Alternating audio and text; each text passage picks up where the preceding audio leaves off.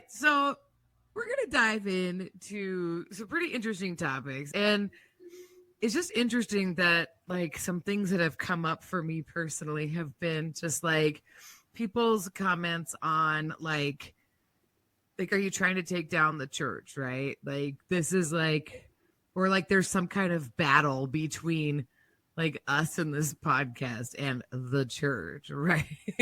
Like when it comes to specifically like the church that we had our toxic church culture story in, um, no, I'm not trying to take down the church. In fact, actually, I wish that the church would grow. I wish that it would grow, and I wish that God would send just a ton of really healthy, mentally and spiritually Christians to the church, because then maybe something can be done so that the toxicity and the narcissism isn't winning. It's not about like the church that you go to or your faith system, your belief system, or any of that.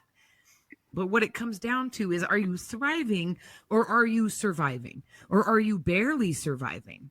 Like when you really take an honest look at your life, is the belief system and the structure that you're in causing you harm? Or out of that structure and that belief system, are you causing harm to other people? So it's not about what church you go to. It's not about the practices that you have. It's about, are you loving God? Are you loving people? And what harm is being caused to you and to other people in those systems. So we're going to open this can of worms and talk about some things that go on in churches that seem harmless and normal. Faith can feel like hearts and butterflies until someone lights a match and burns it all to the ground. Welcome to the Burning Butterflies podcast. The sad thing is that there's abuse of every kind within the church. But the spiritual abuse is the stuff that just What's a place there shouldn't be abuse? Like there just shouldn't be abuse in a place that claims Jesus. Well, it ruins your soul. If you're new here, we suggest listening to our prologue episode first. This is the story of two women's journey through spiritual abuse and escaping from toxic church culture while finding hope in Christ. Sometimes it's just the facts, and if you get offended by it, that's a you issue. And if we can't be mature enough to have these conversations, even if some of the topics are difficult, then shame on us.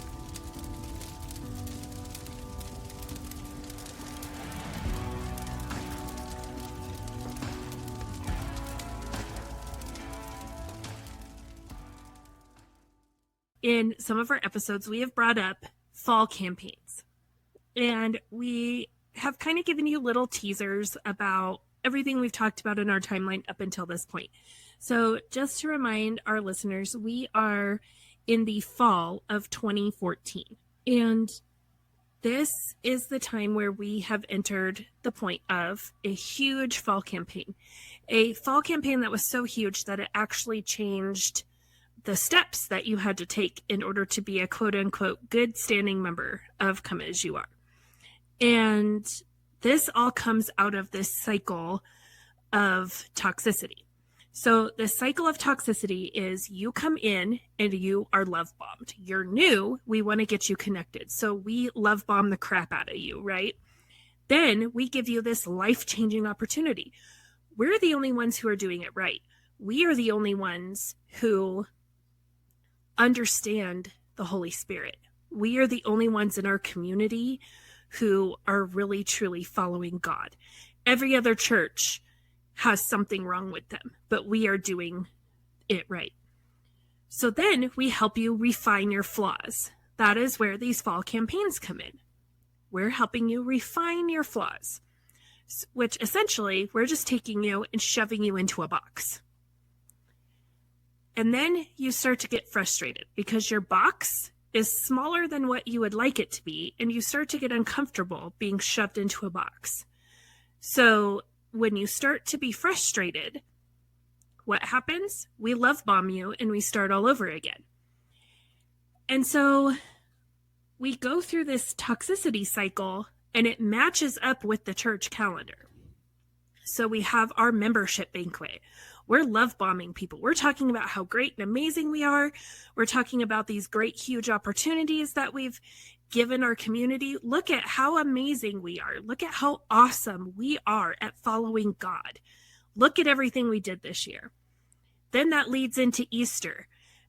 We are going to have hyper focus on your sin at Easter time because Jesus died for our sins, and it's all about Jesus and the fact that we are wretched sinners. So we're really going to focus in on that, and we're going to refine your flaws. You come out of Easter and you are a new person. You're changed. You are fine being put into your little box.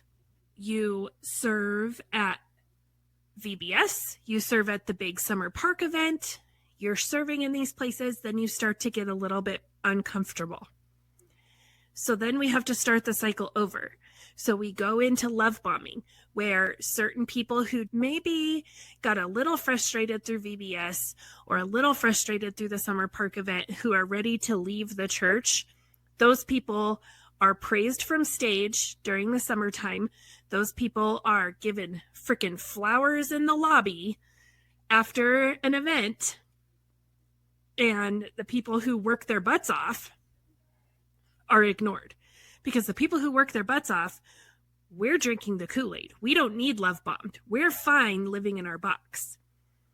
So now we have to give them another opportunity. We have to give them this life-changing opportunity, and we have to refine their flaws. So whatever flaws have come out during that summer cycle of toxicity, now we have to address them. So we have this big, like, Bermuda Triangle of time in a church calendar between summer and Christmas. What do you do with people? They've gone on their summer vacations. They're starting to come back. We need something to draw them in. Starting school is a chaotic time. This is a time of year where traditionally church attendance falls by the wayside. So what can we do to draw them in, refine their flaws, give them an opportunity to this big life-altering opportunity to do something amazing for God? We have a fall campaign. And the fact that we call it a campaign, like, I think is really weird. Like, I wonder, like, do other, like, I don't know. I've never, this is the only church I've been They call it fall kickoff. Yeah. It's the fall kickoff. Yeah. It's the only church that I've been to that I've heard this. You know, I think sometimes I wonder if, like, when you're in the behind the scenes, like, you move into, like, leadership and stuff, like, you hear things. It usually you can tell, like, this is, like, the behind the scenes language that we use. Like, and I think about, like, Come As You Are, like, all the conversations we had about how are we going to manipulate people to come to church and how are we going to manipulate people to keep them. Now, I use that language now, but at the time, we thought we were doing what we were supposed to be doing. Like, this is building the kingdom of God. This is like, it's almost like the front of house words are very tangible and the back of house words are very manipulative. And so, but like the fact that Come As You Are calls it a fall campaign, like, when I really actually realized that that's a little bizarre. Like, It's a back house word, but it's a front house word at Come As You Are, because I just looked up 12 easy steps to run campaigns like Rick Warren. So they are always focused on small groups. Come As You Are does not encourage small groups for more than 4 to 6 weeks. So they would, and we would say we're doing a fall kickoff. But what are we kicking off? We couldn't say we're kicking off our small groups because in the past you have a problem of this small groups won't disband, or people will get together and they'll start saying, this isn't right, we need to do this. Yeah, there's no control over the small groups and what's being said. And it's so funny because I don't mean to interrupt you, but like people need to understand, like, that is one thing at Come As You Are. Like, it would get said small group because it is part of the church model. However, small groups were only done for campaigns like this, where it had a book, it had a topic, it was 6 weeks or whatever, and that's it. And then they were not encouraged, and it wasn't a year-long thing or a lifelong, like, you are in a small group and these are your people to do life with. Because as soon as there was no control, that's when people started talking, and that's when the skeletons started dancing out of the closets. Yep. Well, and it says in here that if your small group doesn't disband, you will have a harder time getting people excited the next time you need to do a fall kickoff, because they could be already well established for a lot of months now, and that excitement's not going to be there. That's crazy. It's in a guide. How to manipulate people at a church level. Don't let them be in small groups for too long. And if you just Google like fall campaigns for churches or church fall campaign, everything that comes up is all like, what is a good advertising or marketing campaign during the fall time? Back to school, get people excited about, your Bible studies, get people excited about the formation of small groups, all of these things, right? New people usually move in the summertime. So now we want to connect you with people. The only thing that says, like, where there's a person saying, run a fall campaign for your church, is a video that pops up of Rick Warren talking about effective fall campaigns. It's for their your big church. Marketing tool. Yeah, it's a marketing tool.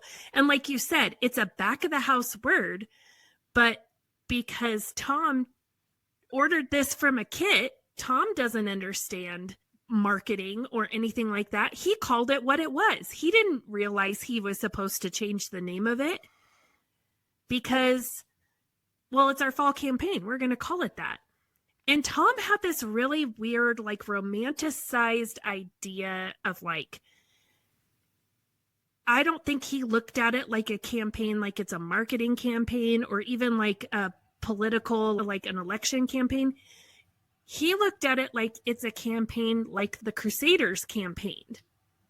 And he had this romanticized idea about, like, even Billy Graham crusades. And he would reference the Billy Graham crusades fairly often, and more so after his in-laws moved, because his in-laws were all about the Billy Graham crusades. But because we need to send people out. Yeah, but he had this very, like, romanticized, like, the crusades were this great, wonderful thing. And I'm talking like the, like, 11th century, like, medieval England crusades. And he had almost like a fairy tale idea of just how amazing it was, to the point where last year for their fall festival, where they invited people for their trunk or treat and stuff, they all dressed up like crusaders, like Christian knights with the big cross on the front of their little tunics. And this goes back to, like, how do you know you were in a cult? Well, if we're going to romanticize the time in Christian history where we went and pillaged villages and basically forced people of other religions to become Christian or die,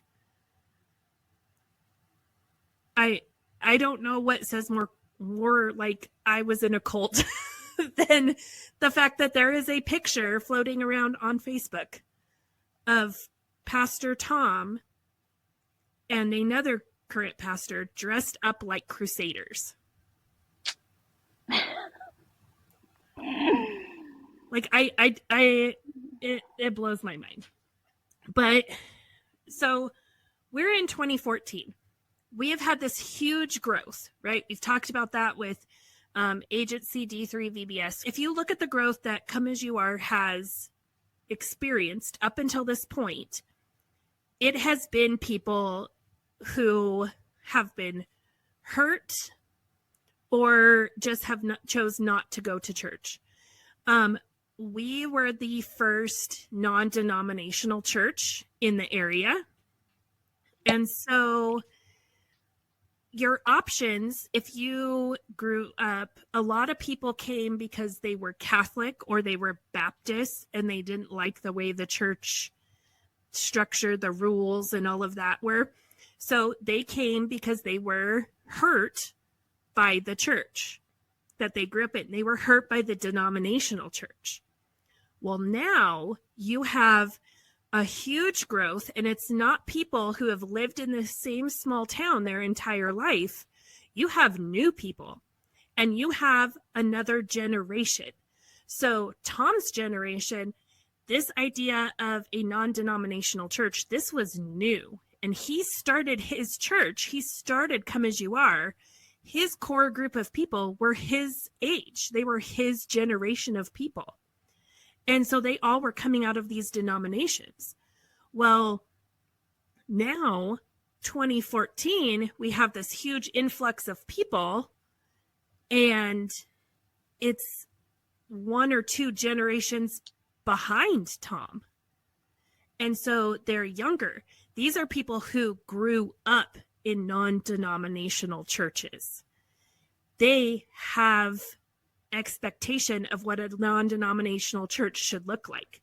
So these people are coming in, they're excited. They're coming in and they're understanding, I'm going to have to go through a next step class.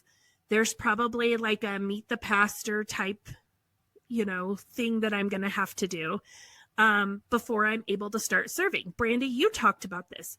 You knew that there were steps you were going to have to take. And the fact that you got to skip over steps because we needed someone, you were like, oh, wow, like this is really weird. Yeah. Well, But then I was made to be very special in that too. Yeah. Because I only had to do 1 class, and I didn't have to do Master Life for years. Right. But I came from Saddleback as a youth, but it was portrayed differently. Yeah, and that's such a valid point, because even like I had attended a non-denominational church previously to going to Come As You Are, and also moving from California, like we did see a huge influx in the area over that time between when I showed up, Brandi showed up, that there was an influx of, people from California, people who'd been in non-denominational churches, people who'd been in mega churches, like the amount of people, now that I think about it, who came in because the website, because I even experienced this, like when I first moved, you look at the website and you're like, yeah, this is it, because it's formulated much after, which you learn, Saddleback. Right. And, being from California, you recognize that because a lot of the non-denominational churches are like that. And then, but I didn't go because they didn't have a building. But, after that, but I started going. So after me, everybody had a building. You're like, you have an expectation of what this church is be like. It's a mini mega church. And that's exactly what it was trying to be. And then another point of these people coming in are also educated, and they've been in mega churches, where in mega churches they will use your education and your gifts from your career for their ministry.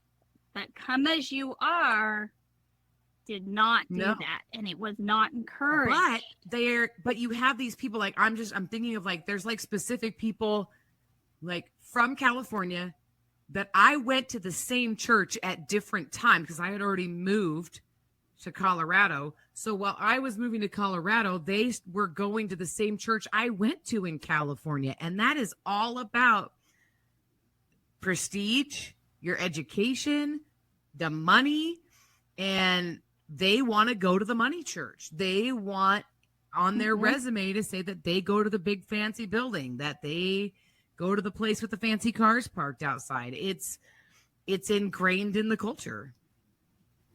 Yep. So you have all of these people that move here, right? There's a little bit of an issue when people are coming. Because keep in mind, Tom has not gone to seminary. Tom has had no formal training. He went to a conference about building your purpose-driven church, bought a kit, brought it back, and that's the extent of his training. He believes that he read the Bible.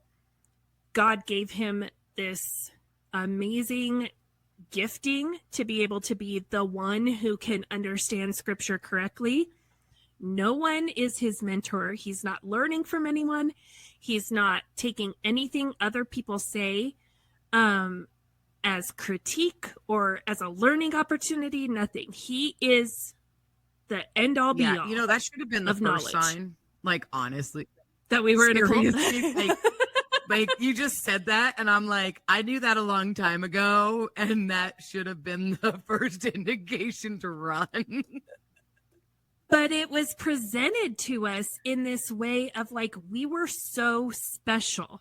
All these other pastors had to learn how to be a pastor from someone else. They had to go and learn how to be this thing from a school. And again, right? But our pastor was given this revelation by God. He learned from the Holy Spirit. Dude, that's like it's like Jimmy Jones crap. Like full on. Like when you say it now. Like I don't know. I mean, Brandi and I grew up with like literally the Kool-Aid cult, right? And the Haley's Comic cult. Yes. Like and the Nikes, and like, oh my gosh, like you just, in any dictionary you look up and describe a cult leader, like, yeah, we should have known. That's all I gotta say about that is we should have known. We should have. Like, yeah, there's no way to get around it. So now that my mind is completely blown and I'm rethinking all of my life decisions, continue. So we have people that are coming in. They're excited to serve. We are pumping people through next step classes like you would not believe. All 3 classes are being offered on a regular basis. When I first came, if you wanted to go through all 4 classes, it was like they were being offered quarterly, but it was only being offered one at a time. So they would offer 101, and then like 6 weeks later, they would offer 201. And then like 6 weeks later, they would offer 301. So it would take you a few months to get through all of the classes. And it was set up that if you did it back to back to back, you could do all of the classes and Master Life in a year.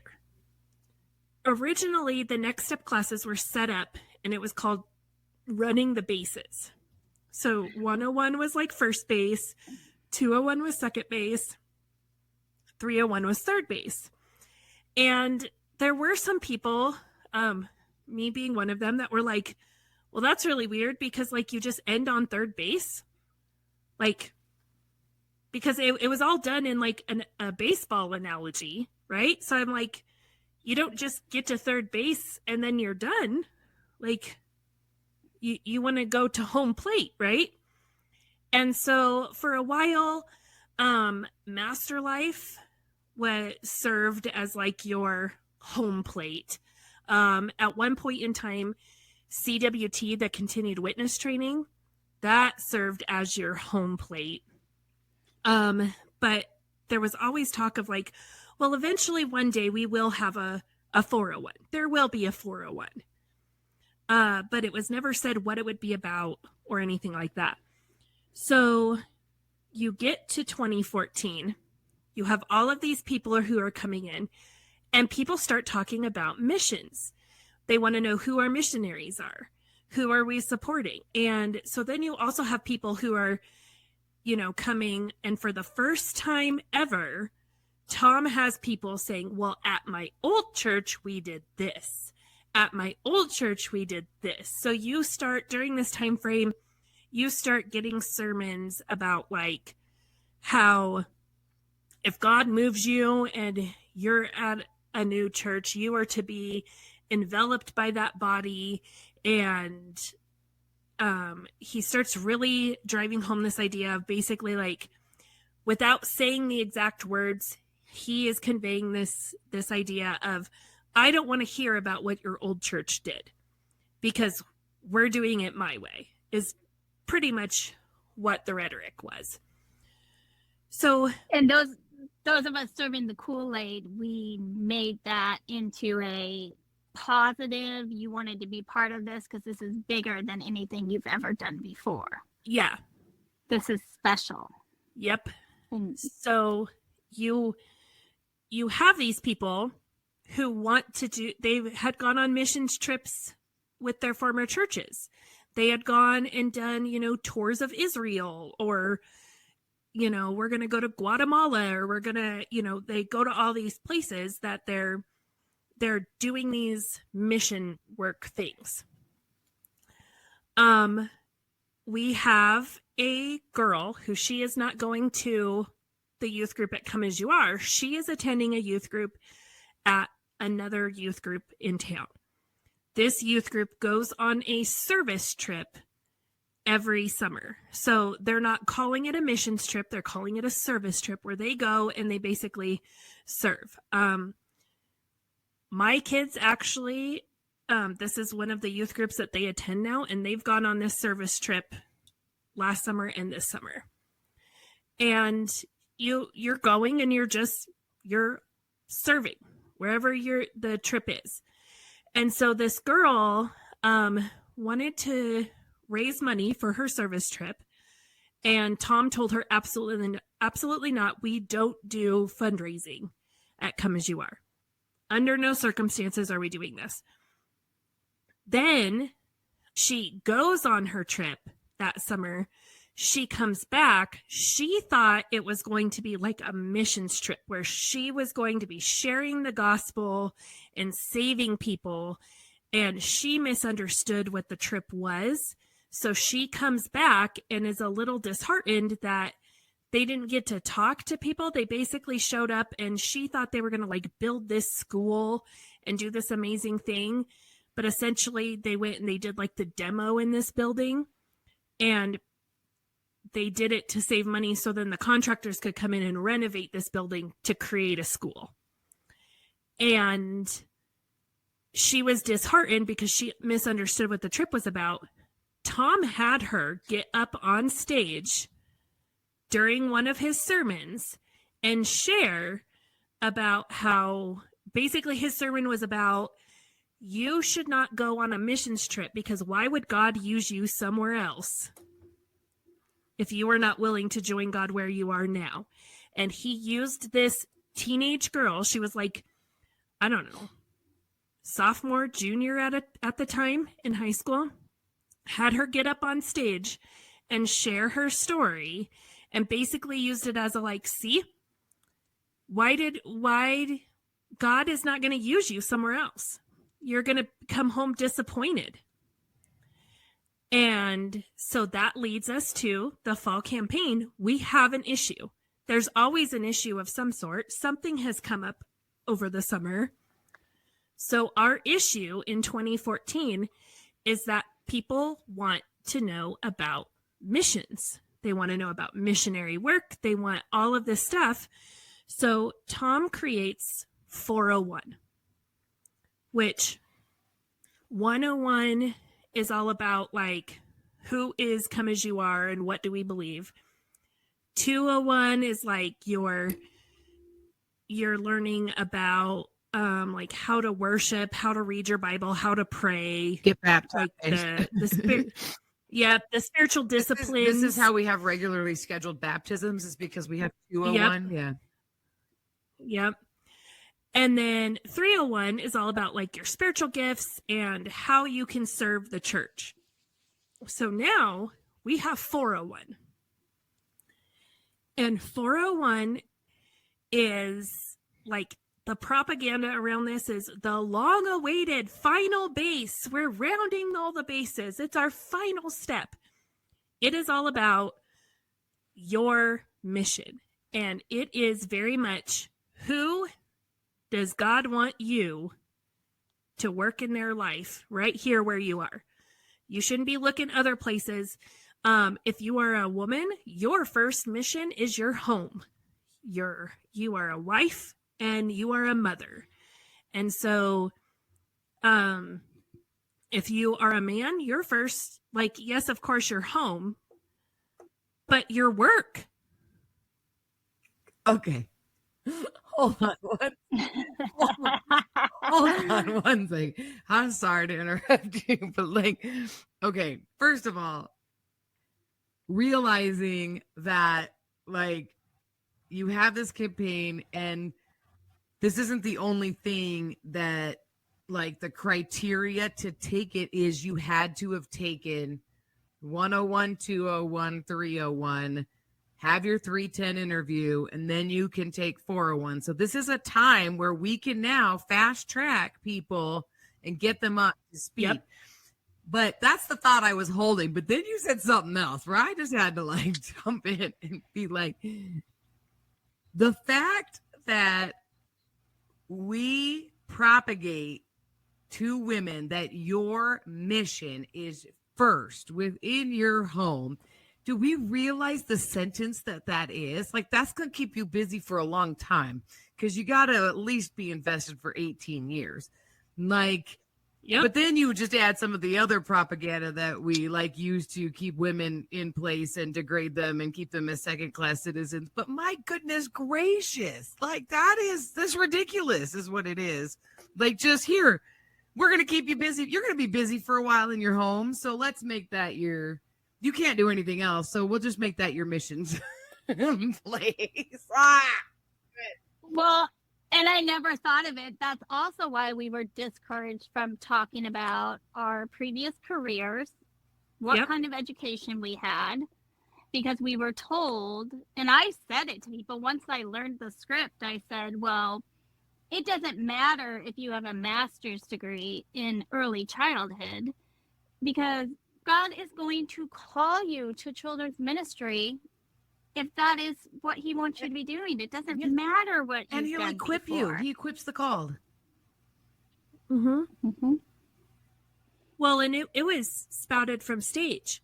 Like, yes, Charlotte went to school she went to secretary school. And so that was, according to Tom, that was the same as the women in our church who had master's degrees, was the fact that Charlotte went to secretary school. And she was the most amazing, perfect secretary and was so wonderful. And God told him, your wife needs to stay home. You are robbing your wife of the experience that God has created her for, to be able to stay home and be a wife and a mother. And those are words that came out of Tom's mouth in sermons. And it was said as this, like, all these men should be working to attain this goal. Your wife should stay home. Well, we had a conversation over the last, couple of weeks, the three of us, where, like, it got brought up of like, when you talk to these men, they think that if their wife is not at home and subservient to them, that they are a failure. They look around at the outside image that all of these men at church have, and they're like, why can't you just listen to me and follow me the way that XYZ's wife is? Like their whole identity, they're being fed that they're a man if their wife is at home, barefoot and pregnant, keeping the house clean and serving to their every whim. And if your wife doesn't do that, you feel like a failure. Right. It's a status symbol. If you are home and your husband works, you have an SUV, it doesn't matter if it's 60 years old, and you are providing meals for 7 children for 49 cents each, you are an amazing, God-fearing woman. Yep. And we played into that. Proverbs 31, baby. Yes, not living the dream. Why are we driving cars that are super old and broken down, because, we don't need material things. We have Jesus. Yep. We can't afford it. Yep. But we have to pretend that these men are providing above and beyond for us because God has blessed them, because we are following what God wants us to do. Yep. Hashtag blessed. Yep.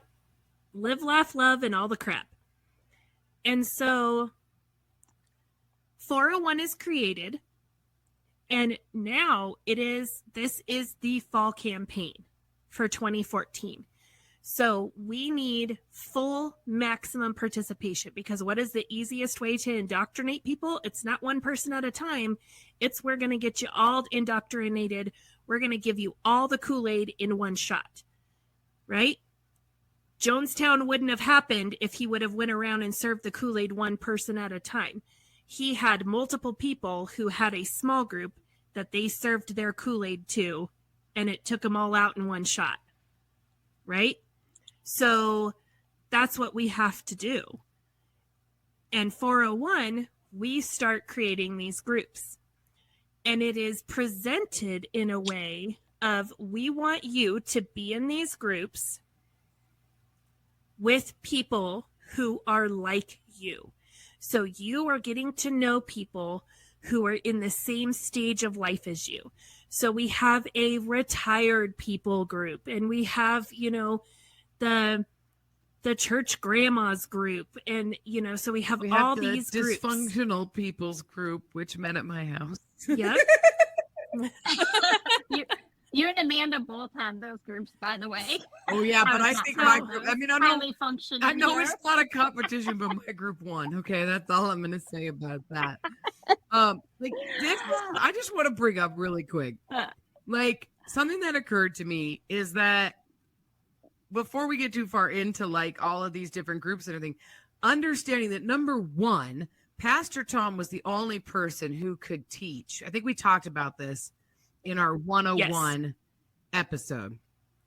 Yeah, when we went through the step studies. Yeah. And so establishing from the beginning that we've already established that there's the anointed one, right? And the anointed one is the only one that can do certain things.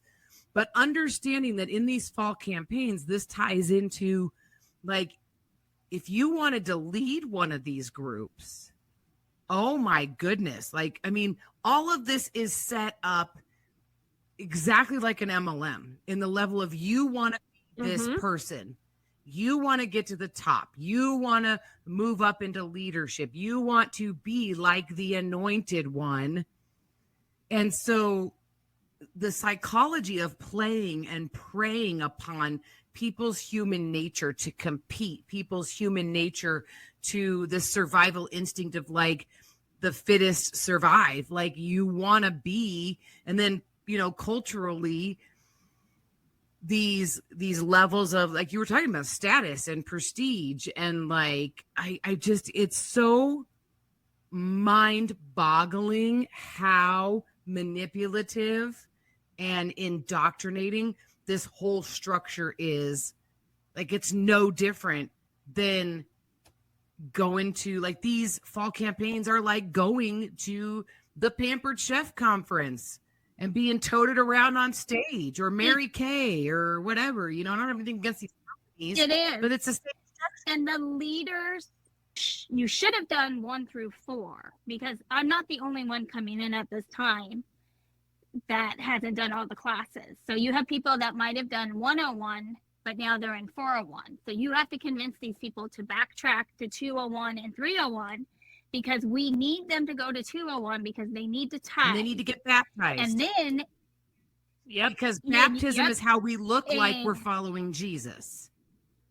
Yep, you got to be on the head count. So every banquet, we can say we baptized, 72 people this year. No, honestly, what's your ministry? Where are you serving? Yeah, if your church is not baptizing people, then it looks like a spiritually dead church. Oh, it doesn't look like a spiritually dead church. Don't you remember Tom would preach it? Churches who aren't baptizing people are dead. They're spiritually dead. Right. So when you have a And the scheduled time to reason have we baptisms cannot- after every 201 or every event, like, Well, and give them a baptism that gives them an emotional, spiritual event in their life that is going to trigger tithing, serving. And the real reason we are not able to fundraise at Come As You Are is the same reason when you need to monetize on social media. If you have 100 followers, you might do $400 to $500 a month. You get to 150, 500 to 600. You're not getting the real money until you get to like 1,500 people. So you need to get to like 5,000 people regularly tithing to be able to also have people contribute to fundraising. Yep. That is the real reason. And it was not, we don't ask people for money, we don't do this. We need those tithes. And because we rarely broke 200 people continuously in the building, you are just keeping your head above water. And this is all a marketing scheme. And it's basically to get people to go up the tiers of where they need to go. And Melissa, you're right, because I need to go through all these tiers because I want to be like Melissa. I want to be sitting in the chair in front of everyone saying, I went to a meeting about this and I learned this, and we are going to do this campaign and it's going to be fantastic. Well, and that's how I ended up with the group that I ended up with, because I had made very good friends with the woman who was leading children's. And this is the first time that the church caused division in our friendship, because I had been in trouble. I was not allowed to lead. I was not allowed to do anything, right? I'm basically a support system for the leaders. I am not a leader. And this woman is a leader. She is leading children's ministry. So she is, and Tom is picking who is leading these groups. It is not like you can write down, I want to lead a group. He told people you can, but only the people he pre-approved leading a group could lead a group. And some of them were, he knew that they would serve the Kool-Aid. Some of them were, he was trying to bully them into behaving. And so he needed them to lead a group.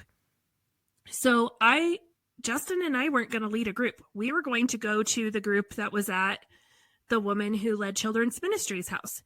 And they were trying to put groups together of people who were in the same season of life. And so it was mom's group who was all going to go to this group for 401. So the premise of this was that on Sunday, Tom would preach a sermon about the class, right? And then during the week, you would meet in a small group in someone's house, and you would go through what the sermon was about. And you'd fill in the blanks and all of that. And so you were getting it on Sunday morning, and then your small groups where you filled in blanks and you had deep, in-depth discussions. But it was all diving in. Yep, it was all scripted. You had to follow the script that Tom gave you.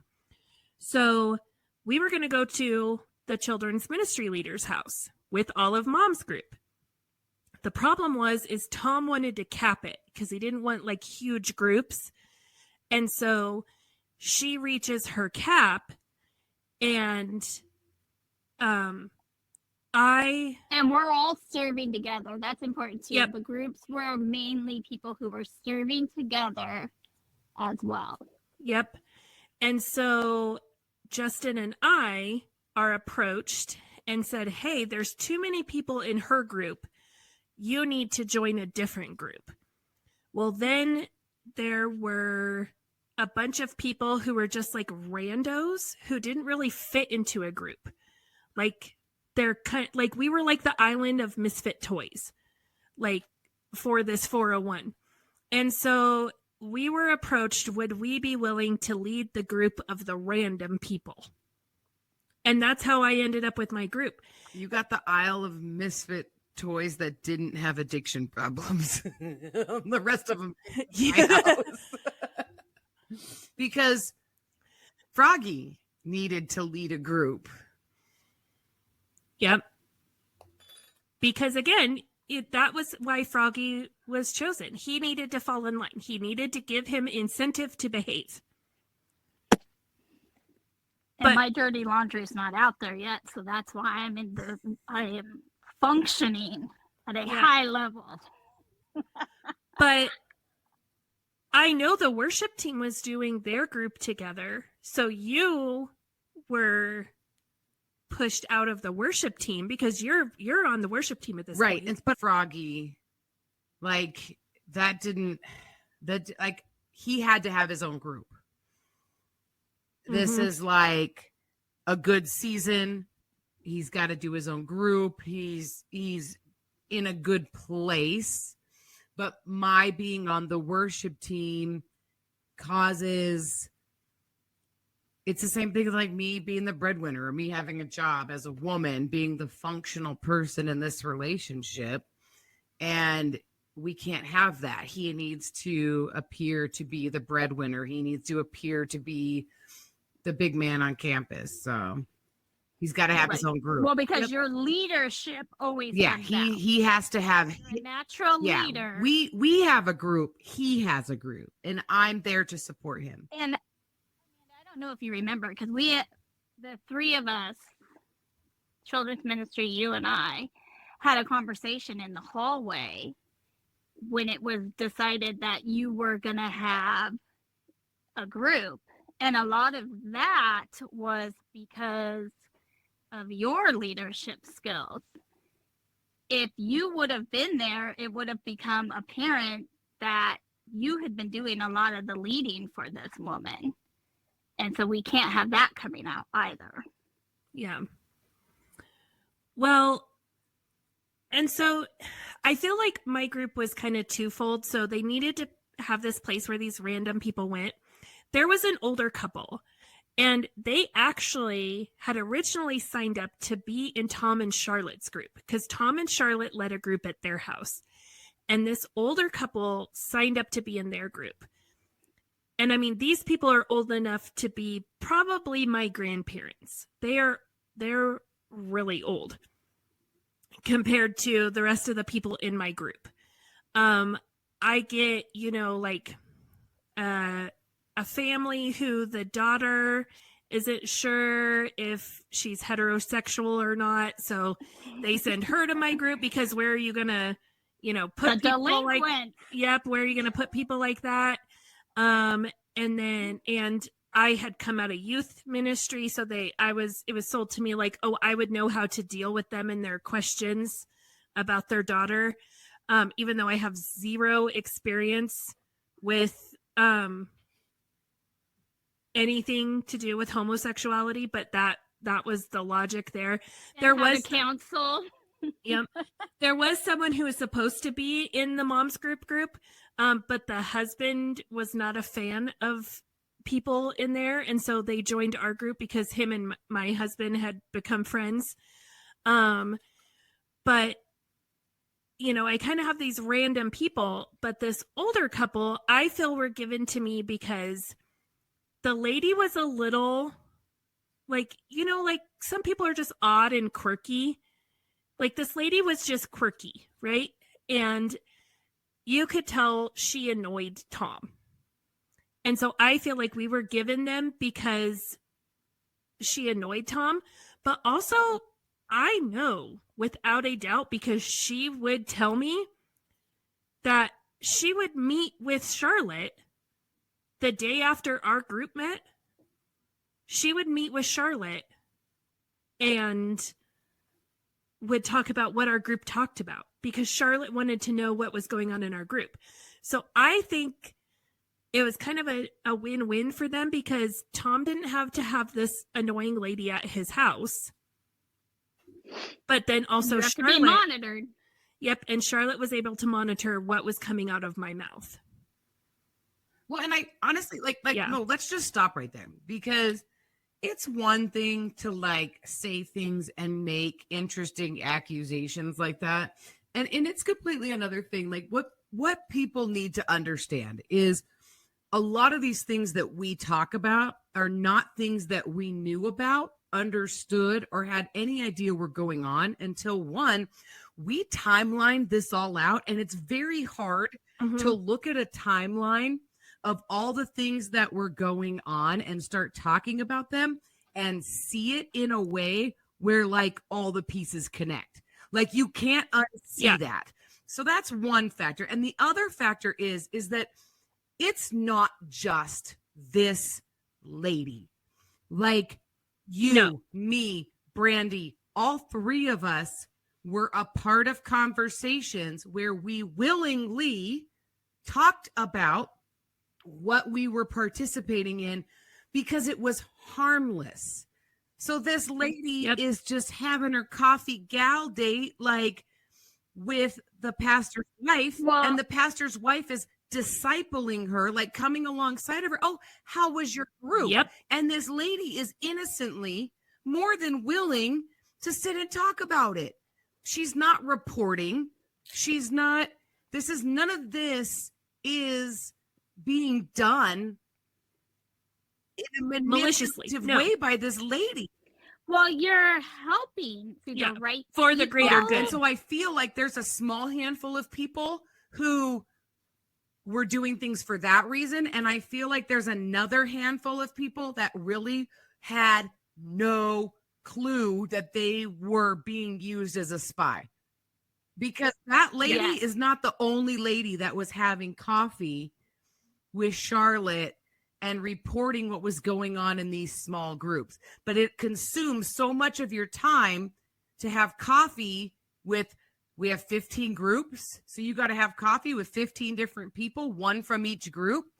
And like you said, we don't have small groups very long because they're not withstandable. Like they can't withstand that 365 days a year. But for 6 weeks, I can have coffee with you. And this is coming from a like an outside looking in perspective. I know when you lay it all out in a timeline and you look at the web that is weaved and you go, oh my goodness gracious, I can see that this person, I remember this person, you know, I mean, we're talking about my in-laws and I'm very close knit with this family. And I know the multitudes of conversations over the years that I've had where it's like, oh, I had coffee with this person, coffee with that person, or I'm going out to dinner with this person, or whatever it is, or you go over to their house and so-and-so's there, you know, and it's all done in the name of discipleship.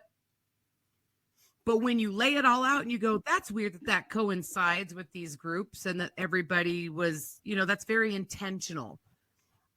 But it doesn't. Well, and I had no idea. Because we have to be intentional about our discipleship.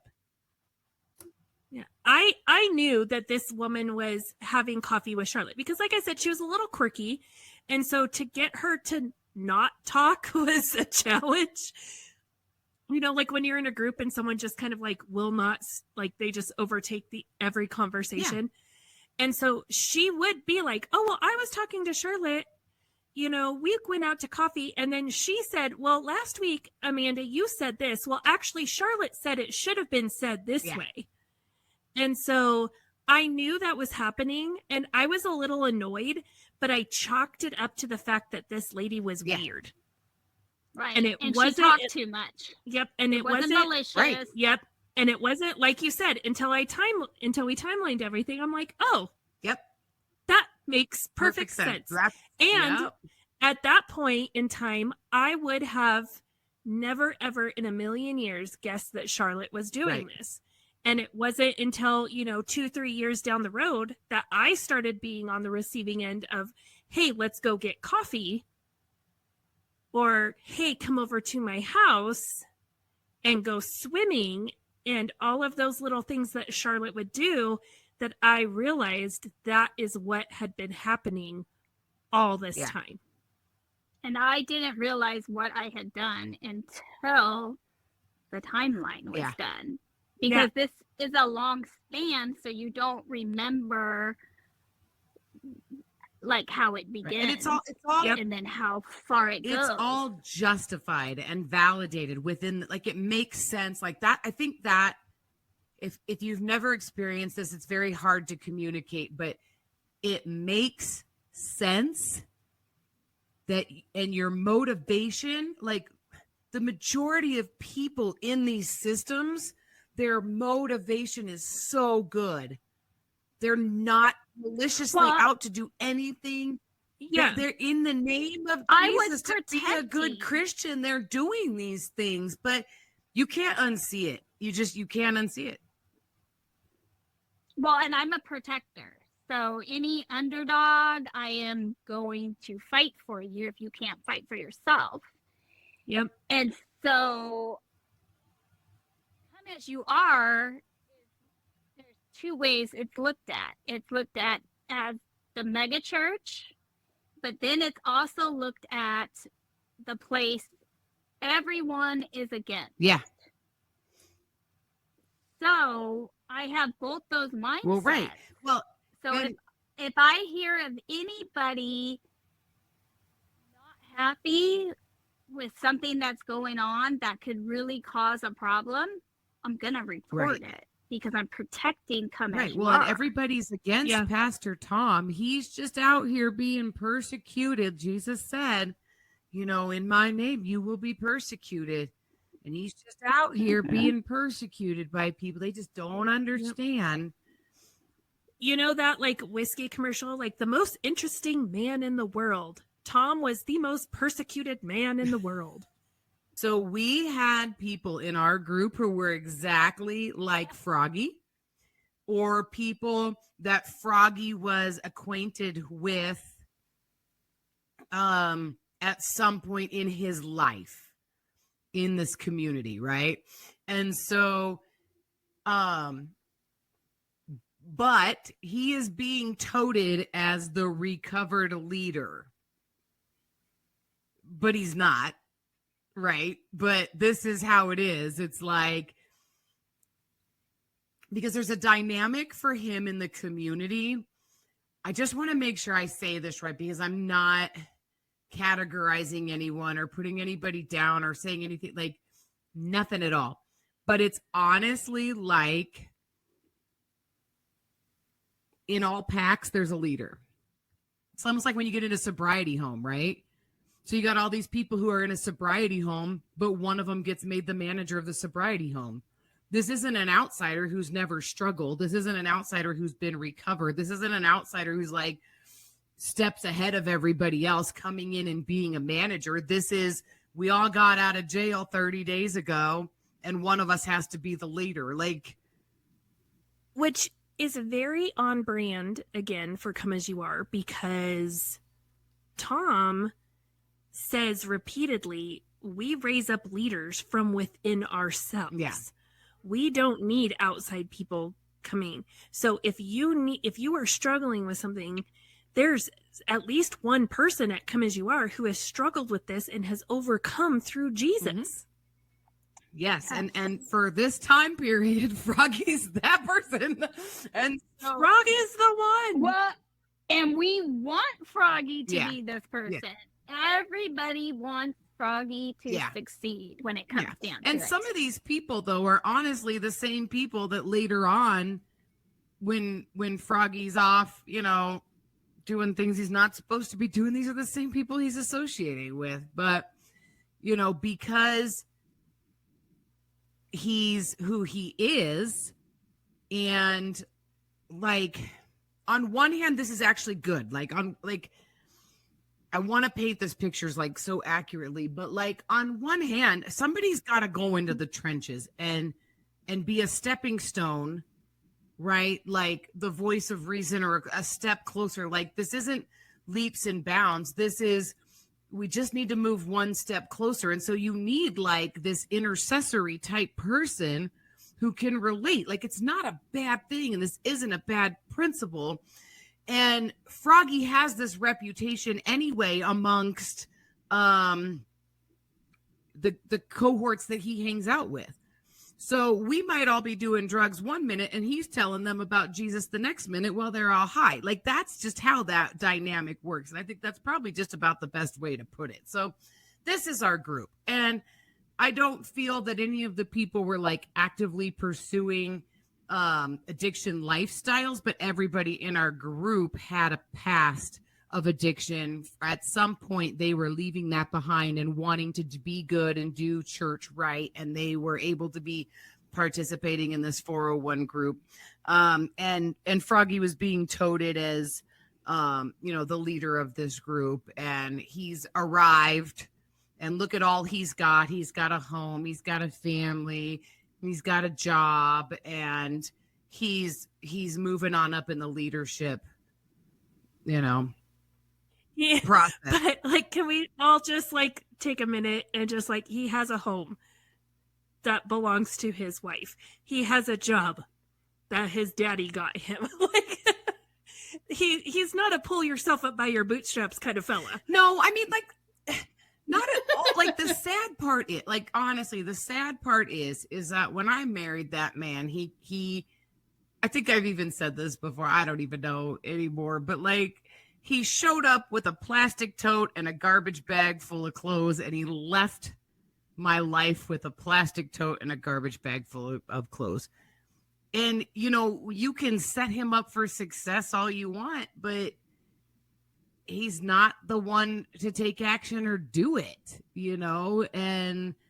and so this season of this particular group lasted such a short, this would be the end of the leadership path, but this is where on the outside it looks really good.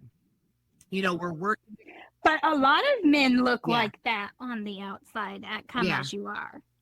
They're not leading. They're not doing anything. Their wives are doing it for them behind the Yeah. scenes. and so this is just the first of There's many only cycles. a couple men that really lead. Yeah. So what group were you in, Brandi? Did you have a group? Yes, I did. So I am in the people serving in children's in different ways, either Sundays, Thursdays. We're also attending mom's group. So we are very excited. Now we have something else to add to our week. Breaks to up get the out of week the even house. more. Our kids are going to play together. We are going to have food there, so I don't have to worry about making food. I can bring some dessert. And I've contributed, talked about as a great leader and how excited they are to come to this small group and do 401, because these are godly men who lead their family on a daily basis. This isn't my husband at all, but we are going to fake it till we make it. So somehow I convince him. He decides he's coming. So I'm shocked because he's never participated. Wherever we've lived, he never participated beyond Christmas and Easter. So he's coming. We go to our first one and we all sit down and spend maybe 10 minutes. And her husband says, "Hey, come out in the garage and check this out." So all the men get up, go out to the garage. The kids are all playing downstairs in the basement. The wives are sitting, and all of a sudden it's, "Well, does anyone want a glass of wine?" And so I've been in non-denominational, but they've all been Southern Baptist hidden. So I've never, ever, and I'm like, I'm not drinking at this time. It's like drinking's bad. I'm trying to be extremely good. So I'm like, oh my gosh, what are we doing? So I don't drink. But at some point I go out into the garage and I realize that my husband's had a lot to drink. And they're all drinking. And it's a party. We're having a party. The kids are running around, riding scooters out front. Like, it's a great time. So this becomes like even better, because the husbands, now that I was like, wait, I thought you were going to like quote scripture to us and explain it to us. You're great godly leaders. These husbands also have zero interest in 401. They came for the social aspect and the beer. But we're going to continue to pretend that these are great leaders. And I'm a black and white thinker. So this will start to eat at me and drive me nuts. How do I get into this Right. group? Like, how did I miss that memo? Yeah. So all the husbands are getting together and they're talking about like, yeah, we spend 10 minutes on 401 and then we go through, we fill in the blanks, we like speed run it, right? And then we go out in the garage and we drink beer. And my husband's pissed because what the hell? He has one friend in our group and then we have all these randos. But Brandi, you said something. You said like your group, like you were a part of non-denominational churches, but they were Southern Baptist focused. And so you didn't talk about drinking. That's why this group got in trouble, was because someone let it leak to Tom or Charlotte, or they told someone who told Tom and Charlotte what was going on, and it was a problem. Well, the lead of children's is able to talk around it, explain what happened, and downplay it all. Well, and I just want to point out that she had to go in. Because She had to go in. She had to explain it. none of Why? these husbands are all in. Why Because her does husband are wasn't all in. Why was the leader of her house not? my husband. Exactly. So we Why are was he lying not to each having other to go in my in? group. Yeah. He is called in, not her husband, because he is not all in.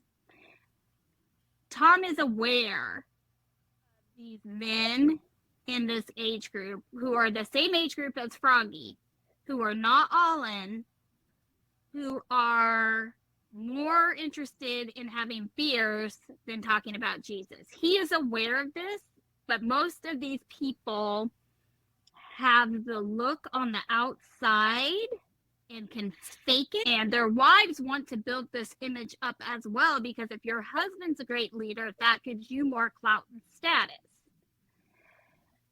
So this is where we learn that we have to keep it on the down low.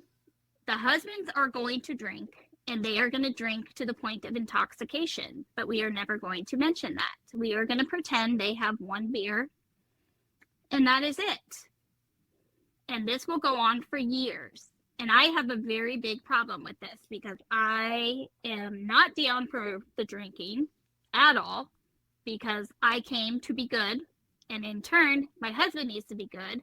When he drinks a lot, we have a lot of problems. And now, look at these other husbands. So I have to just suck this up. It is what it is. Small group ends. We never participate in a small group again. And I never realized that we never participate again until we did the timeline. And now I realize why we didn't. And I was always able to make excuses why we didn't. And I was backed by Charlotte of why we didn't have to participate in certain things. And this is because they need Jason's image at this point in time more than they need Jason to participate. So they want Jason to participate in the things he will participate in, especially in the summertime when he's showing up at church in a tank top. So Jason owns, they're not iron tank top, they're cut off sleeve shirts, and he wears these to membership dinners. He has one tank top, one actual tank top, but it's So a nice like skater tank top with stripes on it. So in the That's his winter, one he'll wear nice the shirt polo. he owns. Like weddings, birthdays, he wears the nice tank top. Funerals. And then other than that, he wears a cut-off sleeve t-shirt. But Tom likes this image because he's covered in tattoos. He does not have a good past. But he's found Jesus at Come As You Are, and he's participating at Come As You Are. So when Jason tells Charlotte he's not doing that Bible study, and he's allowed to say what he wants to her because they need his image. And they need to be able to say, look at him, look at what he's done.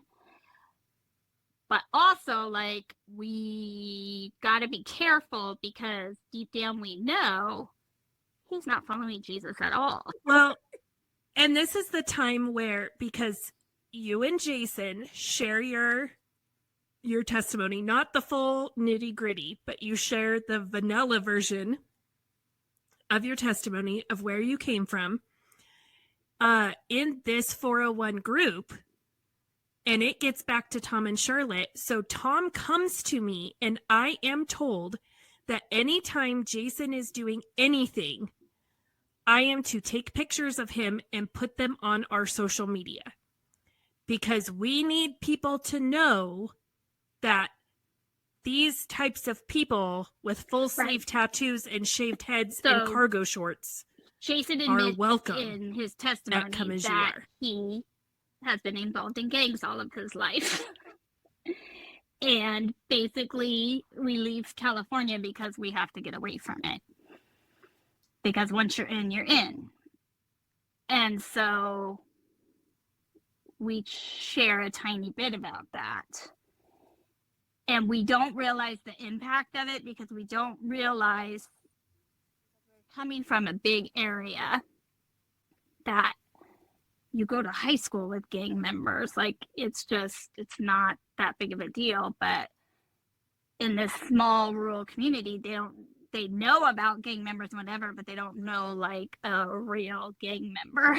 We came here on Gang File. Jason's a known terrorist because of 9/11, so now he's a domestic terrorist. I'm on Gang File. Somebody takes my name and my social security number and is transferring drugs across state lines. And this is part of where my paranoia comes in. And I really need a community that is good, because they're going to pick me up for drug charges, and where are my kids going? So I have to be a little bit honest about it.